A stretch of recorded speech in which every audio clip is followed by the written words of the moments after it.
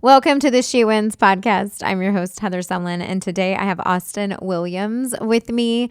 Austen was a Mrs. America back in 2014. She is an executive coach. She is a mother of four.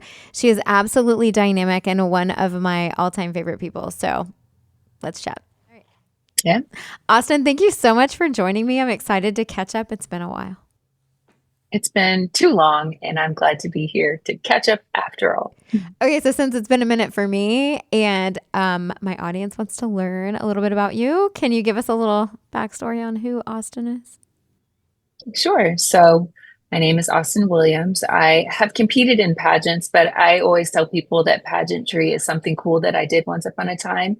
It's not who I am. So, I my first date teaser that I don't tell people because I don't go on first dates because I got a whole husband. He might feel some kind of way about that. But what I often tell people when we first meet is that I don't know how to not be the way that I am. I just am the way that I am, as evidenced by this answer. I'm super direct, but very quirky. And I dance to the beat of my own drum in plenty of ways. And that doesn't mean that I don't have a growth mindset. Of course, I want to be better today than I was yesterday and better tomorrow than I am today. But I believe that by giving myself permission to exist as who I am, I'm giving other people permission to exist as they are as well. And for that to be a celebration. So I think that in plenty of ways, this is my superpower that I just get to show up as who I am. And as a part of my gifting, that means that in the end, I'm going to edify, exhort, and encourage because I don't know how to not be the way that I am. What that looks like on a day to day basis is that I am a business and communications consultant for nonprofits and parachurch organizations. And so I partner with organizations who want to do good so they can continue to do good for a good long time. And I got four kids, and I am getting a master's degree right now in public administration. And I graduated from Southwestern Baptist Theological Seminary for undergrad. But there we go. Four kids, ages. How old are we? My kids are 18, 14, 12, and 8. Oh. Their names are Mariana, Mark, Michael, and Marlo. And when they get yelled at in my house, I call them Markle. We just smash all the names together. I think that's so smart. I think that's so smart. But they never get in trouble because they're perfect children. Oh, goodness, there's not such a thing. But okay, I got it. Okay, I remember. So, for those of you who care to know, I met Austen we were just discussing, it's probably about 2003. My father was one of Ish. the speakers at Eagle U. Austen was like a team lead at Eagle U as a leadership camp for college and young adults. And I remember meeting you. I don't know exactly when I guess I met you at Eagle U. And you just have this vibrant personality, easy to make friends.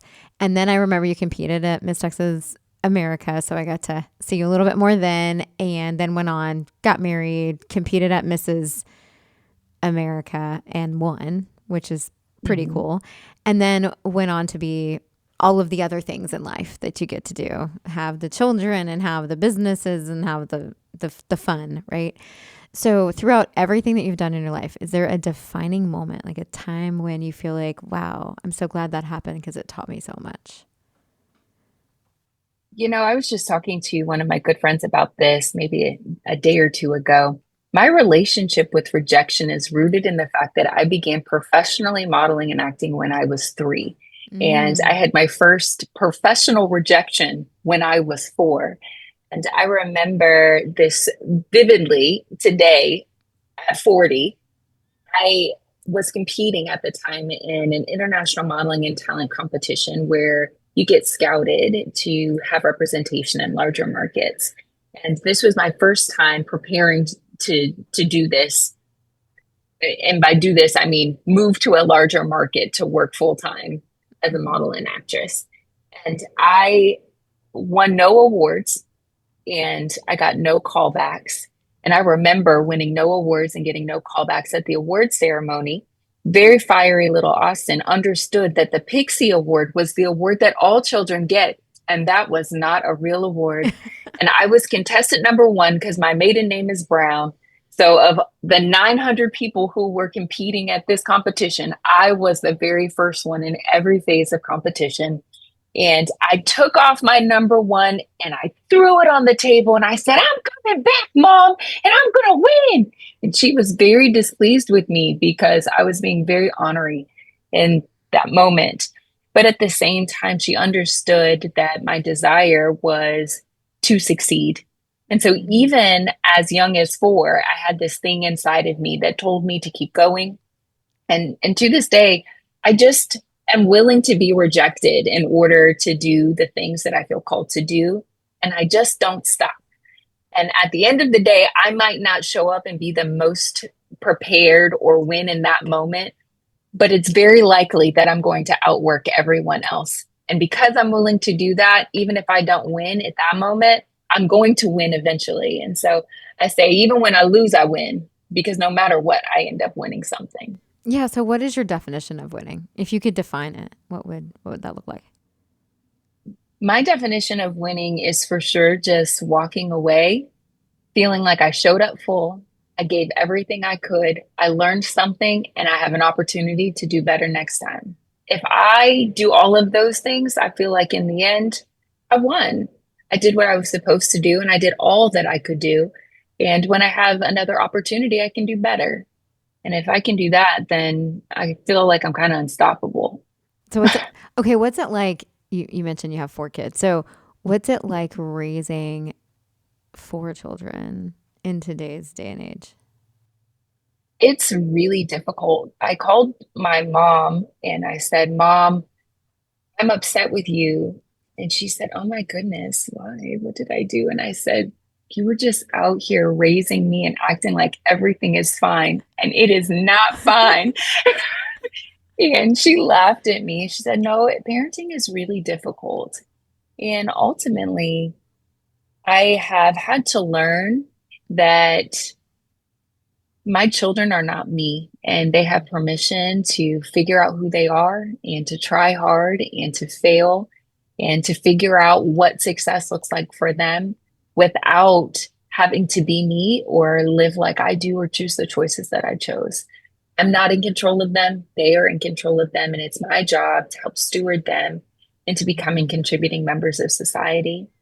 I tell them that they only have to do 2 things, which is really 3: love God, love people. And then the third one is that they're going to go be with Jesus one day. Mm-hmm. That's just the way that the world works. But those are the only things that they have to do. They have to love God, they have to love people. And loving God and loving people looks a lot like doing what they need to do in order to become the people who they need to become in order to honor God and be good stewards of the gifts that He's given them. And then to use those gifts in order to leave a positive mark on this planet while we're here.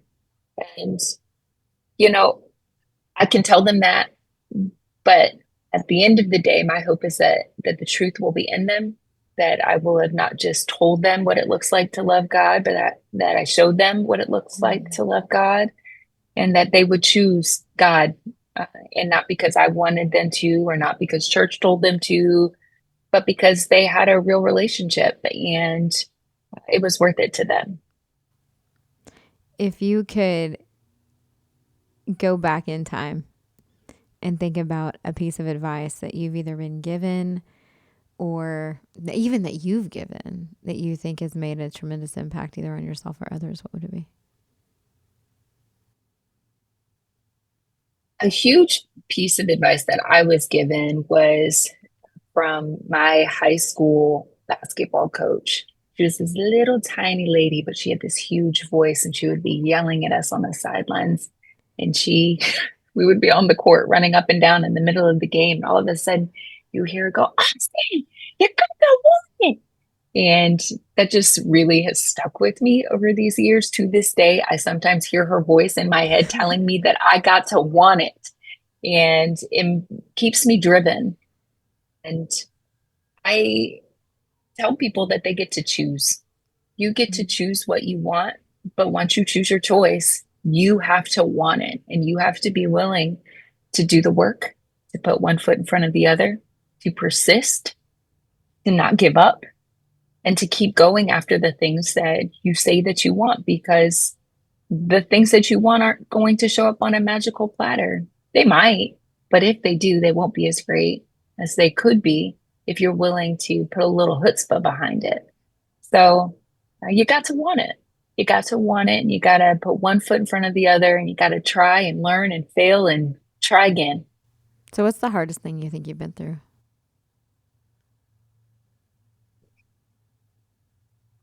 I am a survivor of sexual assault. And in some ways, I think that that has been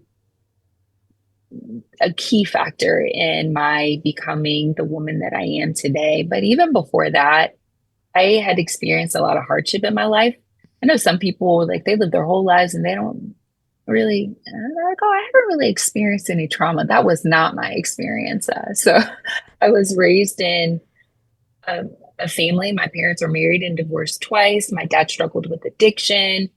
And I really had a difficult time with that portion of my life. I really struggled with my identity because my dad and I, my family didn't know even what race my dad was until 2018. So rather recently, he's an olive skinned man with green eyes. And well, I'm not.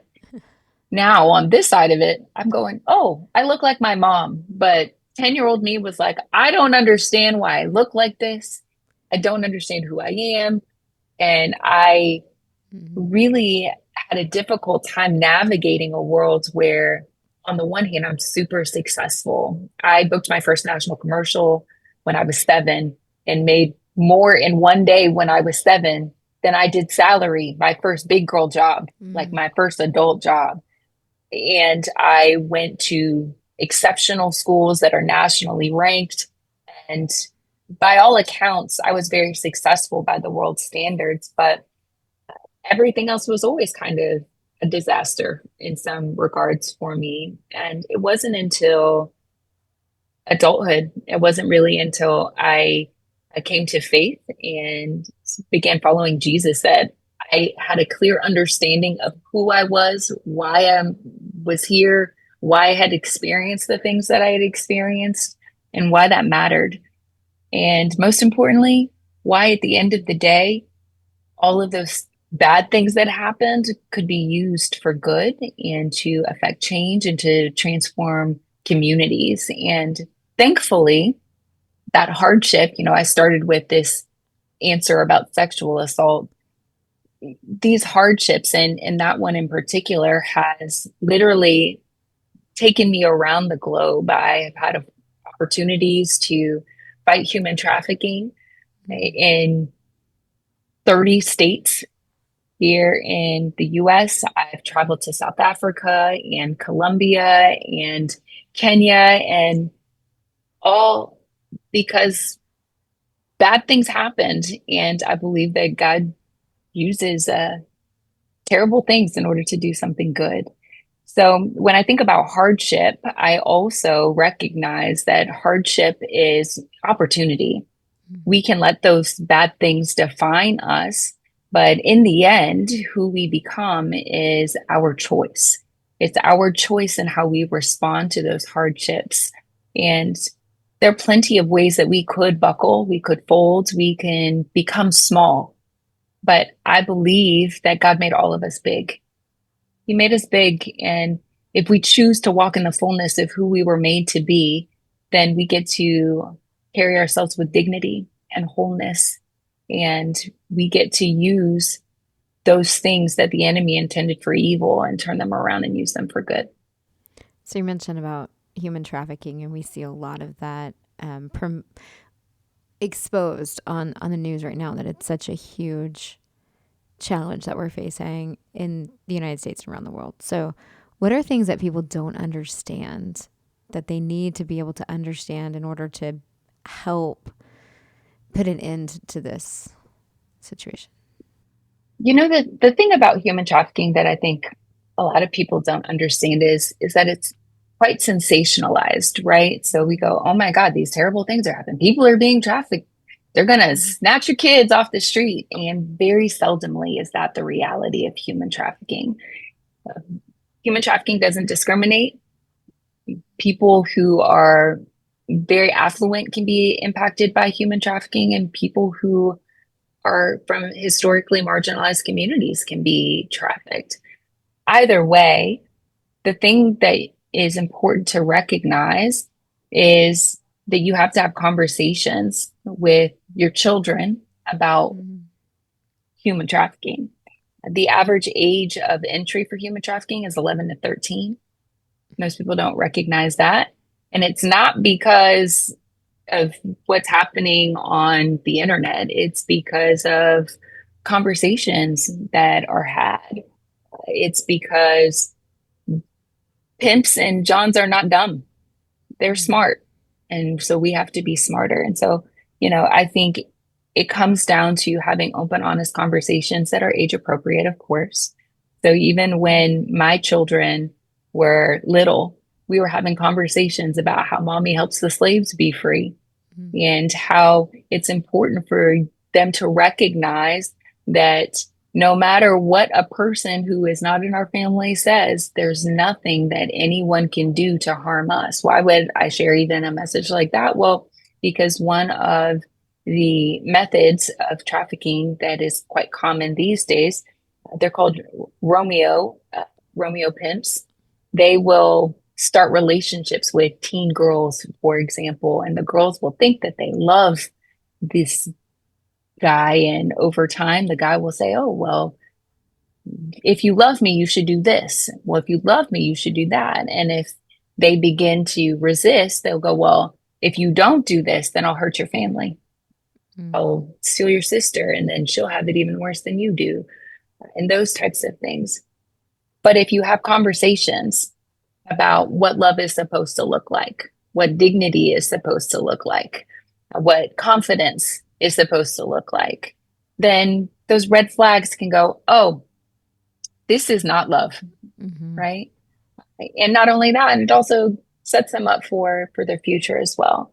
And so when it's all said and done, I think awareness is one of the most practical ways that you can keep your own family safe. And more broadly, when you see something, say something. There's the National Human Trafficking Hotline. If you are driving through the country and there's this one motel next to maybe a strip club and something just doesn't look quite right, maybe it's not right. And you Mm-hmm. can report that. And you don't have to do anything. I would tell people you don't have to do everything to fight human trafficking. You just have to do one thing. And that's the one thing that you can do. So for me, my one thing is not to go out on the streets and fight pimps and johns. I'm not going to do that. But I have a voice, I have a platform, and I can use that. So figure out what your one thing is and do that one thing. So you took those really negative experience in your life and you turned your pain into purpose.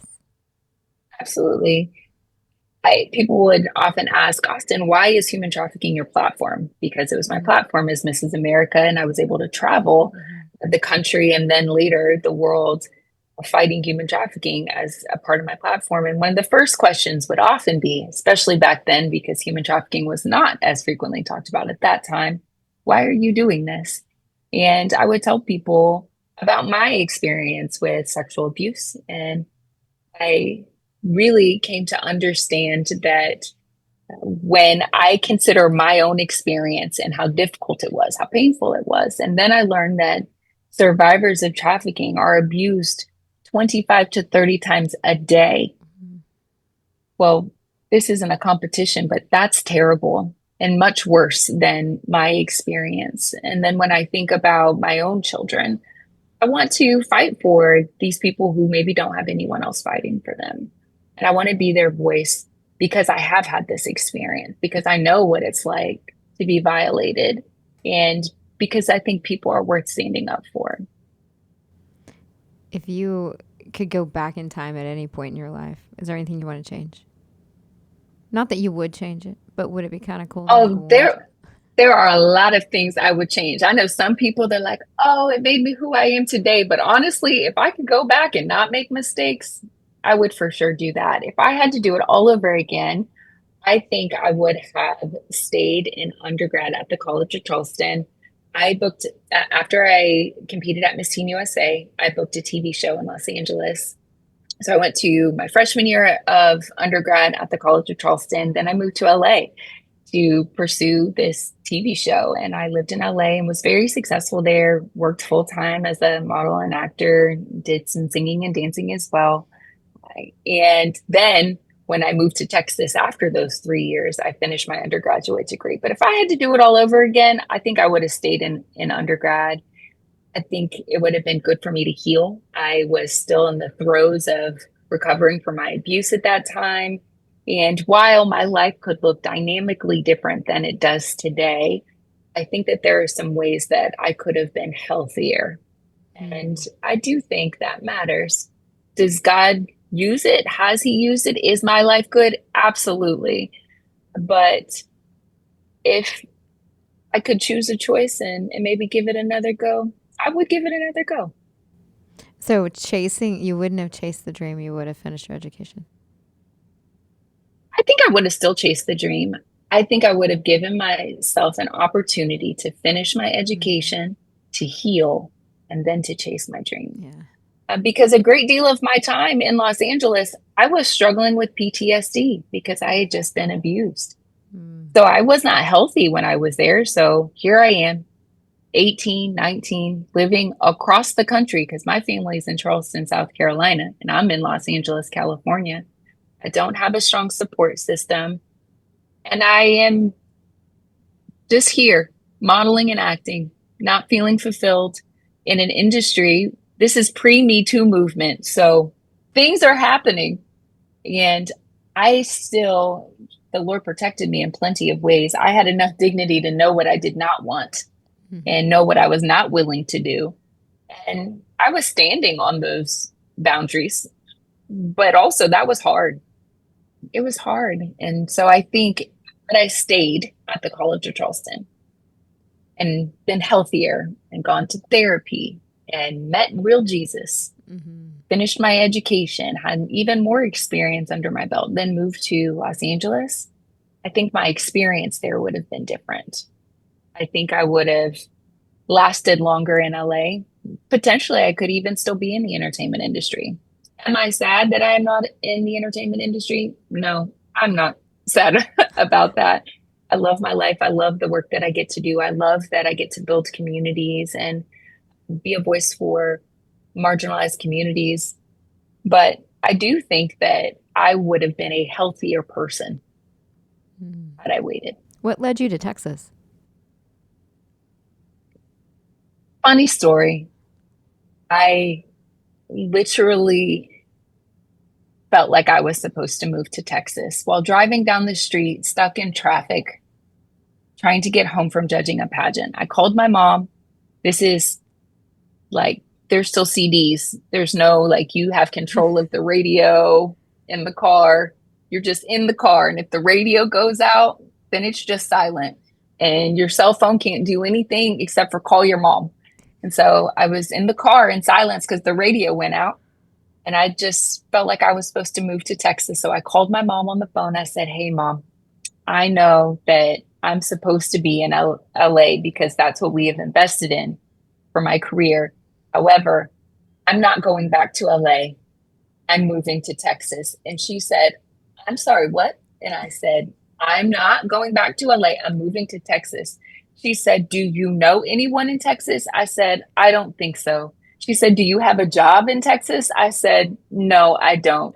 She said, "What are you going to do in Texas?" I said, "I'm not quite sure. I just feel like I'm supposed to move to Texas. So that's where I'm going to move. I think Eagle U is based in Texas. So maybe I can just go work for them." She said, "Well, have you talked to them about that?" I said, "No. I called you first." And she said, "Maybe you need to have some conversations before you decide that you're not going back to LA." And so I called the owner of Eagle U. I said, "Hey, it's Austen. Hey, how are you? Good to talk to you. So I'm coming to work for you this summer." And she said, "I'm sorry, what?" I said, "I'm coming to work for you this summer. Don't worry, you don't have to pay me. I have money. I'm just going to work for you for free and I will be there soon." And she said, "Oh, you are?" I said, "Yes." And she said, "Can I think about it?" I said, "Sure." And she said, Call me next week. I said, okay. So I called my mom. I said, okay, I called the lady. I'm going to come I'm going to go to Texas and I'm going to work for Eagle U. She said, did she say okay? I said, she said to call her next week. And the next week, she said, okay, that's fine. And I packed up all my stuff. And a week later, I was in Texas. Oh, wow. And that's the story of how I left Los Angeles and a whole career. So it was just in the middle of traffic, you decided, hey, Texas sounds good. Let's go there. I'll tell my mom real quick. Yes, I blame the Holy Spirit. Uh-huh. The Holy Spirit told me to move to Texas, and I said, got it. And I understood the assignment, and I moved to Texas. And honestly, that was the best thing that could have happened to me, because it was in Texas that I began to walk with the Lord. It was in Texas that my worldview was really shaped and formed. It was in Texas that I became the sprout of the woman that I am today. And my time in Texas transformed my heart. It transformed my mind. It transformed my life. And I am successful today because in the middle of traffic one day, I was like, oh, I need to move to Texas. And so I thank God that I just decided to be obedient to something that was completely unknown, and trust that that was what I was supposed to do. And I absolutely believe that it was. Well, and you and I wouldn't be talking if you didn't move to Texas. Yeah, absolutely. I mean, you never know. Never I'm still know. here, but it's okay that you're in South Carolina. It's okay. It's okay Thank that you you. left. I do miss my beloved Texas. And you can come visit anytime. Absolutely anytime. So if people want to follow you or get to know more about you, how do they find you? I am on Instagram and Twitter. I'm at Austen Will, Austen with an E. So I would say I'm the new Austin in Texas, but Austin, like I'm a 10. Shout out to you, Eagle U. For those of you who don't know, I'm a 10 is an Eagle U saying. So Austin Will, and via email, Austin at theaustinwilliams.com. Thank you so much for chatting with me. For those of you who are not Patreon members, join my Patreon membership. If you are a pageant person, we're going to do a separate episode with Austen. We're going to talk a little bit about her pageant journey and get some advice from her on what would be the best thing to do. So join Solutions for Pageantry on Patreon. Thank you, Austen, for all of your little nuggets of goodness. It's so fun to get to catch up with you. Absolutely. So glad to be here, and thank you for having me.